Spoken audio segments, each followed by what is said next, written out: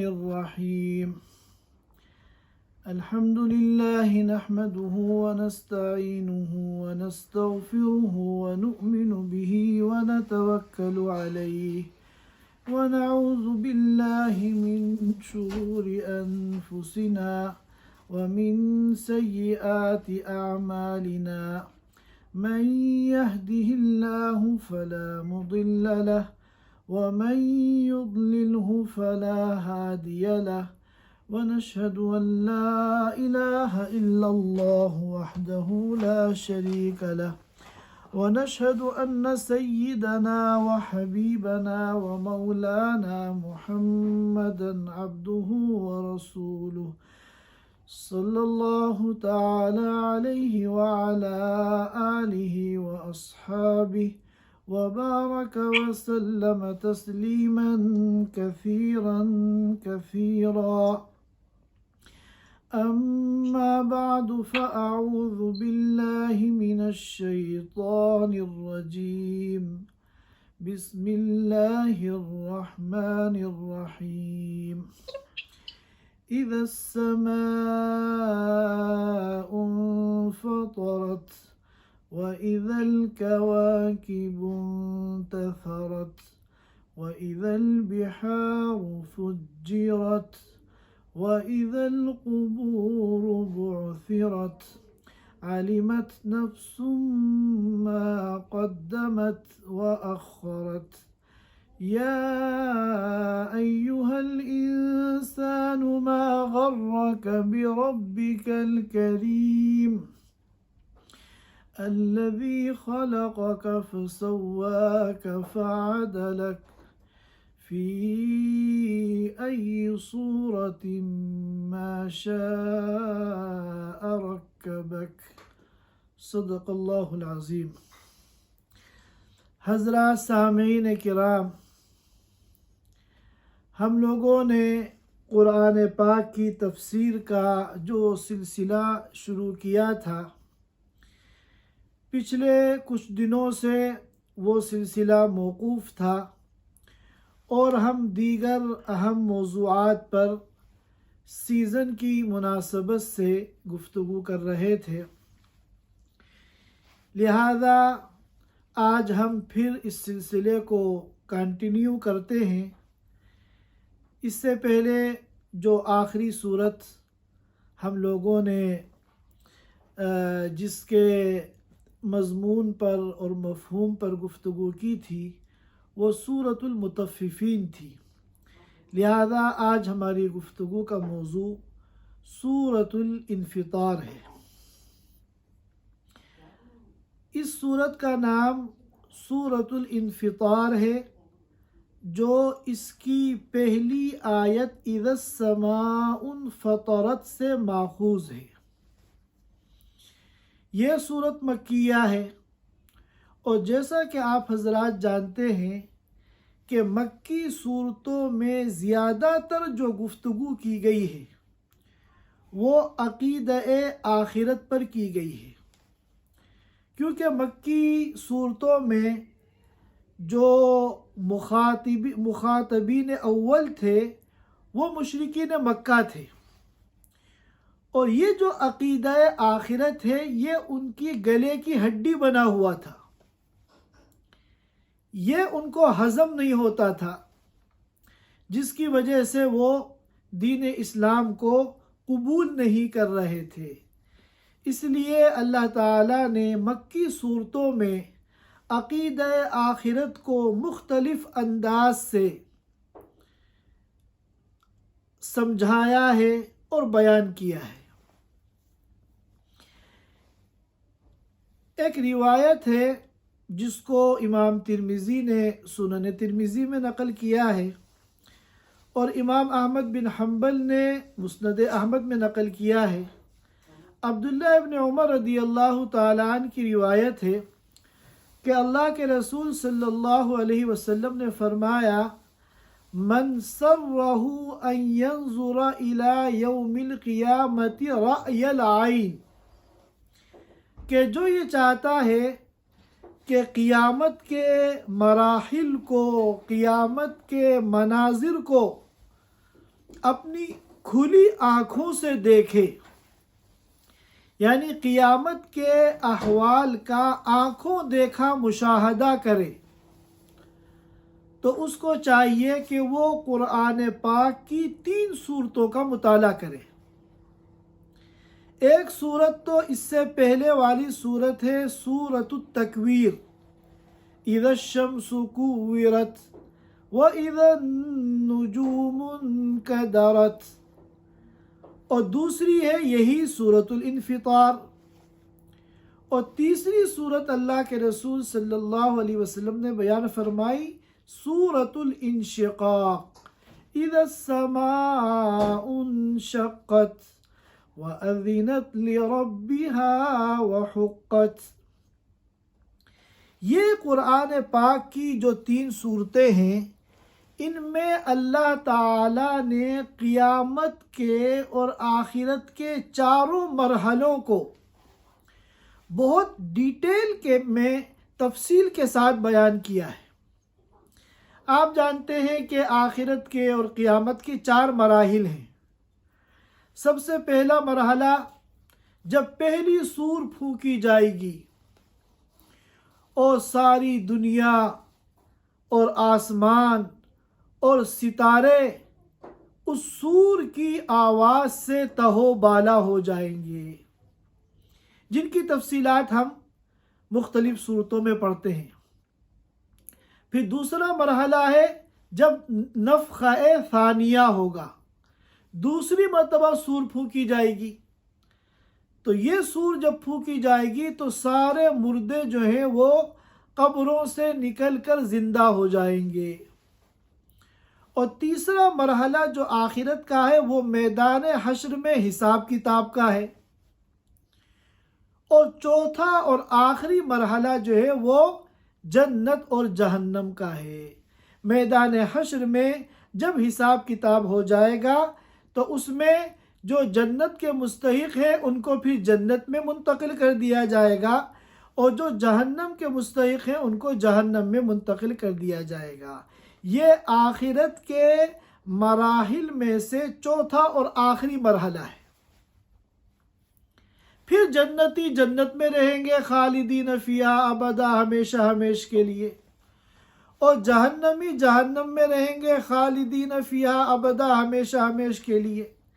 البتہ بعض ایمان والے جو گنہگار ہوں گے ان کو ان کے گناہوں کے بقدر جہنم کا عذاب دے کر پھر ان کو بھی ہمیشہ ہمیش کے لیے جنت میں منتقل کر دیا جائے گا۔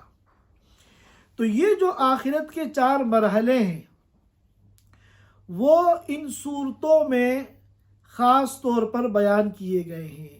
یہی وجہ ہے کہ اللہ کے رسول صلی اللہ علیہ وسلم نے فرمایا کہ جو آخرت کے ان مناظر کو، ان احوال کو کھلی آنکھوں سے دیکھنا چاہتا ہے تو وہ ان صورتوں کا مطالعہ کرے، کیونکہ ان صورتوں میں اللہ تعالیٰ نے آخرت کے سارے مراحل کی منظر کشی کی ہے۔ جب ان صورتوں کو ہم تدبر کے ساتھ معانی کو سمجھ کر پڑھیں گے تو آخرت کی ساری ہولناکیاں اور آخرت کے سارے مناظر ہماری آنکھوں کے سامنے جیسے کوئی ریل چلا دی گئی ہو اس طرح آ جائیں گے۔ اور یہ سورت جو سورۃ الانفطار ہے، یہ قرآن پاک کی انتہائی عظیم الشان سورت ہے، کیونکہ اللہ تعالیٰ نے اس میں تہدیدی انداز میں، یعنی دھمکی آمیز انداز میں کفار کو، فساق کو اور مجرمین کو مخاطب کیا ہے اور ان کو خواب غفلت سے بیدار کیا ہے اور ان کے ضمیر کو جھنجھوڑا ہے۔ اور حضرت معاذ بن جبل رضی اللہ تعالی عنہ کو ایک موقع پر اللہ کے رسول صلی اللہ علیہ وسلم نے عشاء کی نماز میں جن چند صورتوں کے پڑھنے کا حکم دیا تھا ان میں یہ سورۃ الانفطار بھی شامل ہے۔ تو یہ سورت جو ہے یہ انتہائی اہمیت کی حامل ہے، اور خاص طور پر اس سورت کی جو چھٹی آیت ہے، یا ایھا الانسان ما غرک بربک الکریم، اے انسان کس نے تجھے دھوکے میں ڈال دیا، کس نے تجھے خواب غفلت کے اندر سلا دیا اپنے اس رب کے سلسلے میں جو کہ کریم ہے۔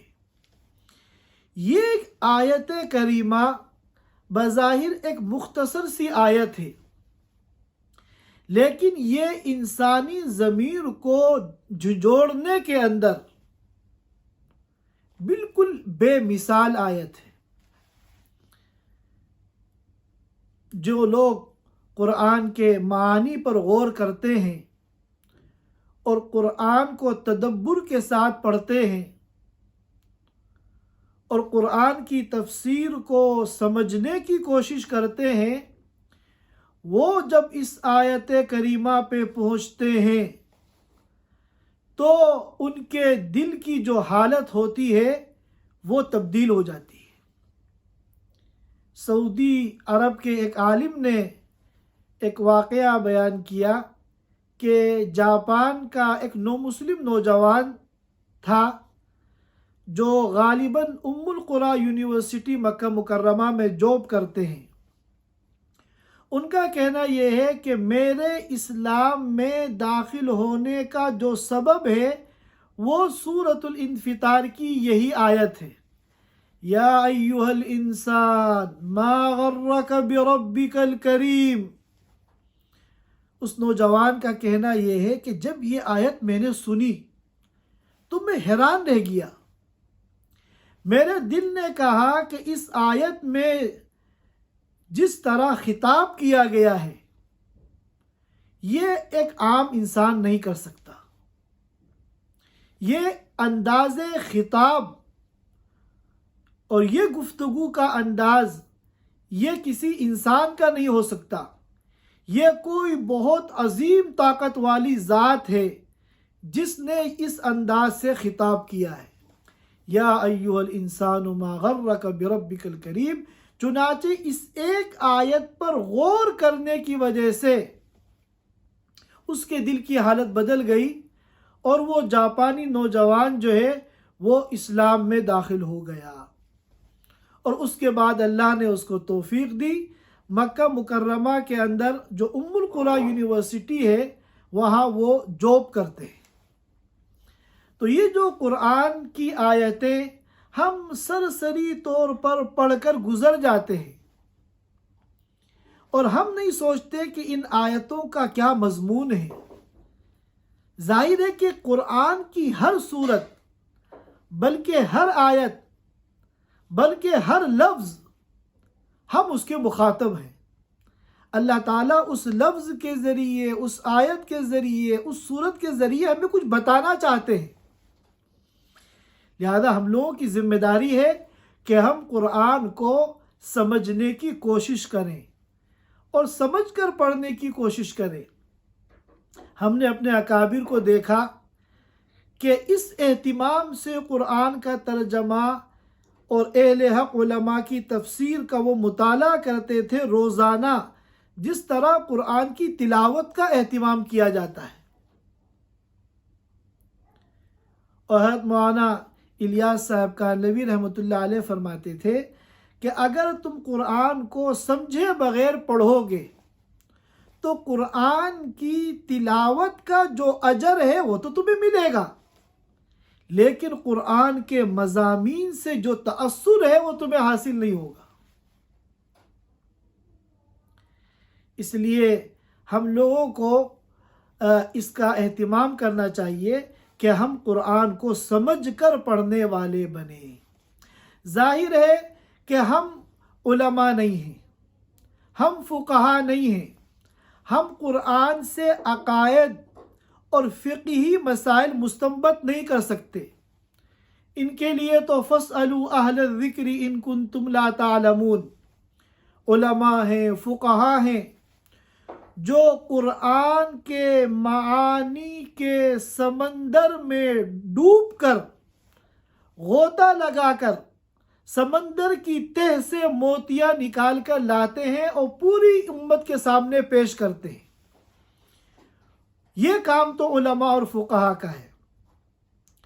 ہم اگر قرآن کھول کر بیٹھ جائیں اور اس میں سے مسائل نکالنا شروع کر دیں اور اس میں سے عقائد نکالنا شروع کر دیں تو ظاہر ہے کہ ہم اس کے اہل نہیں ہیں. قرآن سے عقائد کو مستنبط کرنا، مسائل کو نکالنا، اس کے لیے بہت سے علوم کی ضرورت ہے، بہت سی شرائط کی ضرورت ہے. یہ کام تو علماء اور فقہا کا ہے جنہوں نے 50 60 کی زندگی قرآن و حدیث کو سمجھنے میں گزار دی. لیکن قرآن کی جو ترغیبی اور ترہیبی مضامین ہیں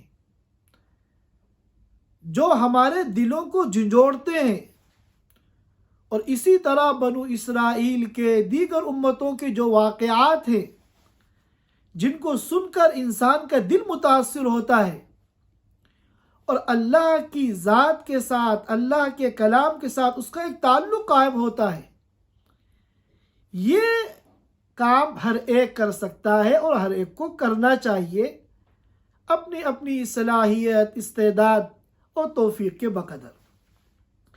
بہرکیف میں نے آپ حضرات کے سامنے اس صورت مبارکہ کی ابتدائی 8 آیتیں پڑھی ہیں. ہم پہلے ان کا ترجمہ سن لیتے ہیں اور اس کے بعد پھر انشاءاللہ اس کی تفسیر کو ہم سمجھنے کی کوشش کریں گے. اللہ تعالیٰ فرماتے ہیں اِذَا السَّمَاءُ انفطرت، جب آسمان پھٹ جائے گا. انفطار کے معنی آتے ہیں پھٹ جانا، اور ایک دوسرے موقع پر بھی یہ لفظ استعمال ہوا ہے السماء منفطر به، جب آسمان پھٹ جائے گا. وَإِذَا الْكَوَاكِبُ انتثرت، اور جب ستارے جھڑ جائیں گے. وَإِذَا الْكَوَاكِبُ انتثرت، اور جب کہ ستارے جھڑ جائیں گے یعنی ٹوٹ کر نیچے گر جائیں گے. وَإِذَا الْبِحَارُ فُجِّرَتْ، اور جب کہ سارے سمندر اور سارے دریا بہہ جائیں گے. آج تو سمندروں کے حدود ہیں، بارڈر ہیں، سمندر اپنے حدود کے اندر بہتے ہیں، دریا اپنے حدود کے اندر بہتے ہیں. لیکن جب قیامت آئے گی تو سمندروں کے حدود ختم ہو جائیں گے اور سارے سمندر اور سارے دریا بہہ کر سب آپس میں مل کر ایک پانی بن جائیں گے، ایک سمندر بن جائیں گے. وَإِذَا الْقُبُورُ بُعْثِرَتْ، اور جب قبروں کو اکھاڑ دیا جائے گا اور جو کچھ قبروں کے اندر مردے ہیں، مقبورین ہیں، وہ سب باہر آ جائیں گے. تو جب یہ 4 چیزیں پائی جائیں گی، نمبر 1 جب آسمان پھٹ جائے گا، وَإِذَا الْكَوَاكِبُ انتثرت، اور جب ستارے ٹوٹ کر گر جائیں گے.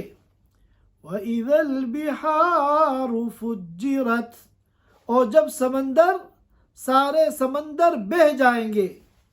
وَإِذَا الْقُبُورُ بُعْثِرَتْ، اور جب قبروں کو اکھاڑ دیا جائے گا تو کیا ہوگا؟ عَلِمَتْ نَفْسٌ مَا قَدَّمَتْ وَأَخَّرَتْ، تو انسان جان لے گا، ہر انسان کو پتہ چل جائے گا ما قدمت وَأَخَّرَتْ، کیا اس نے آگے بھیجا. ما قدمت، قدم یقدم تقدیماً کے معنی کسی چیز کو آگے بھیجنا. وَأَخَّرَتْ، اور کیا اس نے پیچھے چھوڑا. اس کا کیا مطلب ہے وہ انشاءاللہ ابھی ہم آپ کو بتائیں گے. اس آیت کے مضمون کو سمجھنے سے پہلے یہ بات سمجھنی چاہیے کہ یہ جو 4 تغیرات عالم بیان کیے گئے ہیں، आसमान का फटना, सितारों का झड़ना यानी टूट कर गिरना, समंदरों का बह जाना और सारे समंदरों का मिलकर एक हो जाना। नंबर 4, वइज़ल क़ुबूर बुअसिरत, कब्रों का उखड़ जाना। ये चारों जो तग़य्युरात हैं इनका ताल्लुक़ आखिरत के पहले मरहले से है। जब पहली सूर फूंकी जाएगी और दुनिया में एक ज़लज़ला आएगा, कुरान ने इसको ज़लज़ले से ताबीर किया। या अय्युहन्नासुत्तकू रब्बकुम इन्ना ज़लज़लतस्साअति शैउन अज़ीम। ए ईमान वालों, ए लोगों, अपने रब से डरो, क्योंकि क़ियामत का जो ज़लज़ला है वो कोई मामूली नहीं है। शैउन अज़ीम, बहुत बड़ी चीज़ है।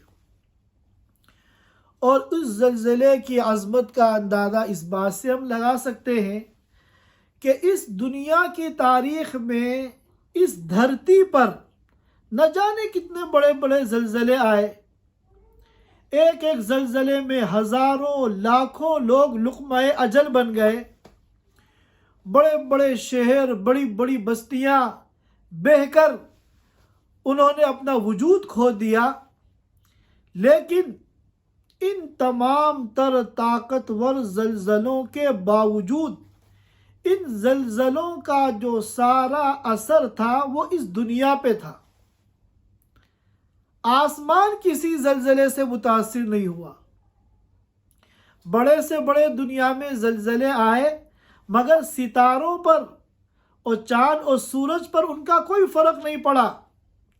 लेकिन ये जो क़ियामत का ज़लज़ला है, इन्ना ज़लज़लतस्साअति शैउन अज़ीम, कि क़ियामत का जो ज़लज़ला है ये बड़ा भयानक है। इस ज़लज़ले की वजह से सिर्फ ये धरती नहीं कांपेगी बल्कि आसमान भी फट पड़ेगा। और ये जो सितारे हैं आसमान पर चमक रहे हैं, यहाँ तक कि चाँद और सूरज, ये सब टूट टूट कर नीचे गिरने लगेंगे, झड़ जाएंगे।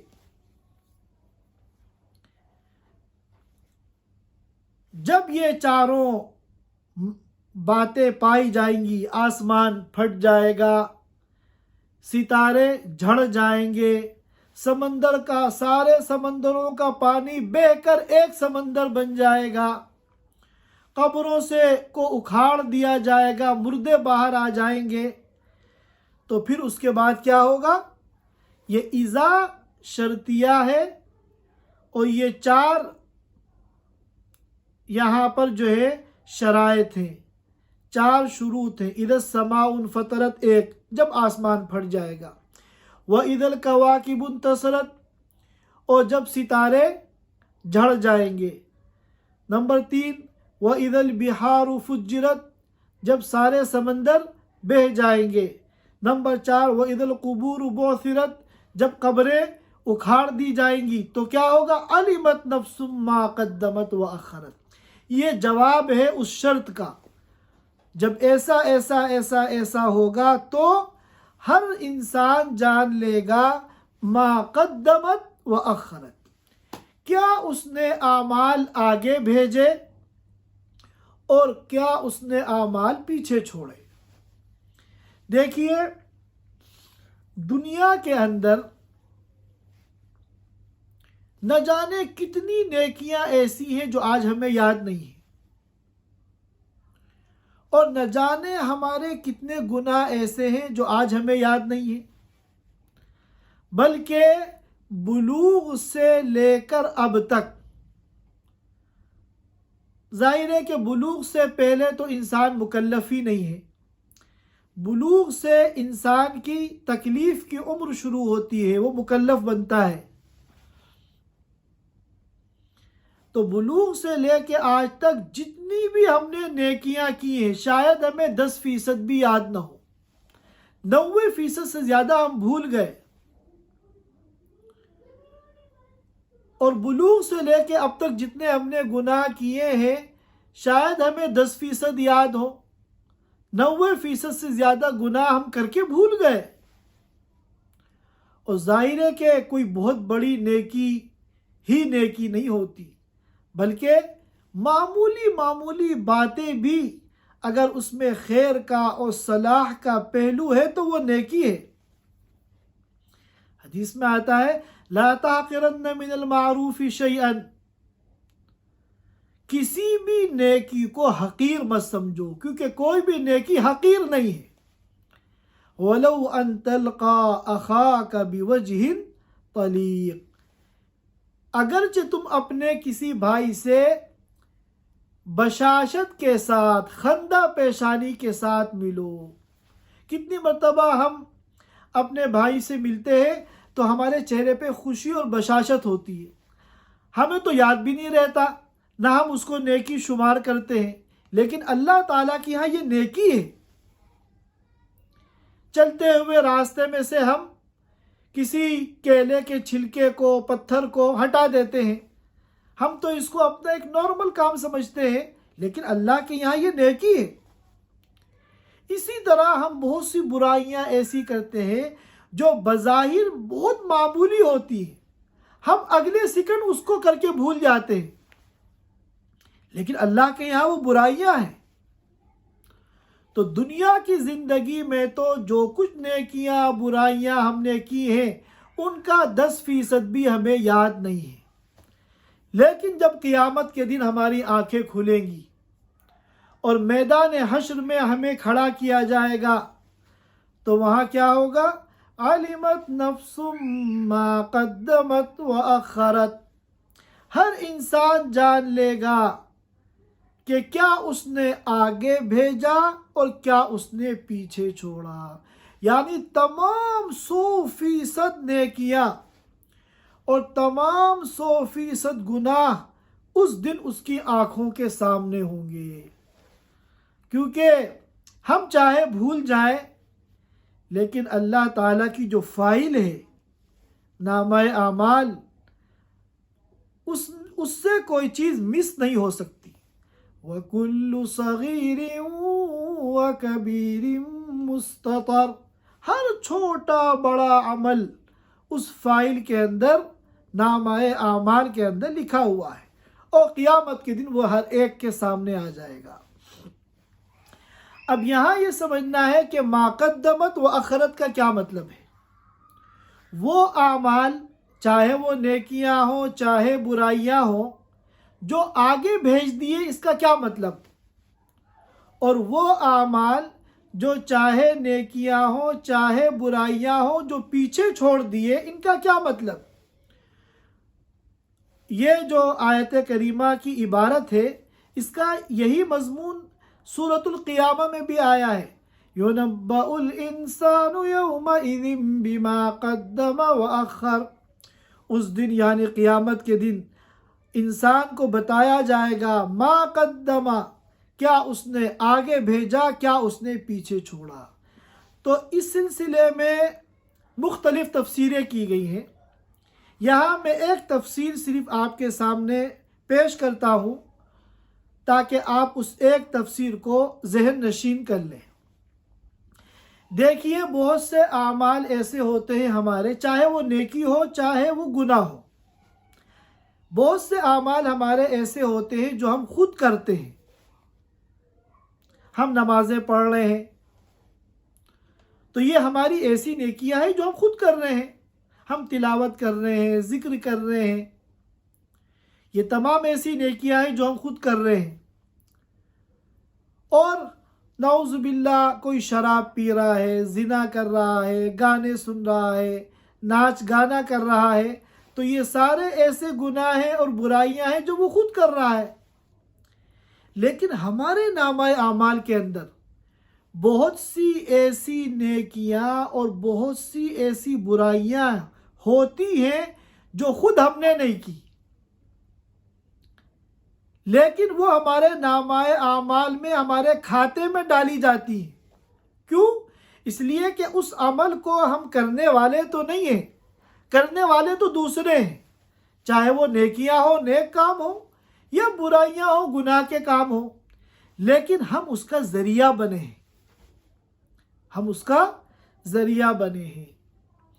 تو علمت نفس ما قدمت، ما قدمت سے مراد تو وہ نیکیاں یا برائیاں ہیں جس پر انسان نے خود عمل کیا۔ ہم نے اپنی زندگی میں بہت سے نیک کام کیے، نیک کام کر کے ان کو آگے بڑھا دیا، وہ ہمارے نامۂ اعمال کا حصہ بن گئے۔ ہم نے اپنی زندگی میں بہت سے گناہ کیے اور ان گناہ کو کر کے آگے بڑھا دیا، وہ ہمارے نامۂ اعمال کا جز بن گئے۔ لیکن بہت سی ہمارے کھاتے میں آنے والی نیکیاں اور برائیاں ایسی ہیں جو ہم نے خود نہیں کی، لیکن ہم اس کا ذریعہ بن گئے۔ تو ہم تو اس دنیا سے چلے جائیں گے، لیکن پیچھے ہم نے ان نیکیوں اور برائیوں کو چھوڑ دیا ہے، وہ ہمارے بعد بھی ہمارے نامۂ اعمال میں اور ہمارے کھاتے میں ڈالی جاتی رہیں گی۔ مثال کے طور پہ کسی نے کوئی مسجد بنوا دی، اب وہ تو اس دنیا سے چلا گیا، لیکن اس مسجد میں جتنے لوگ نماز پڑھتے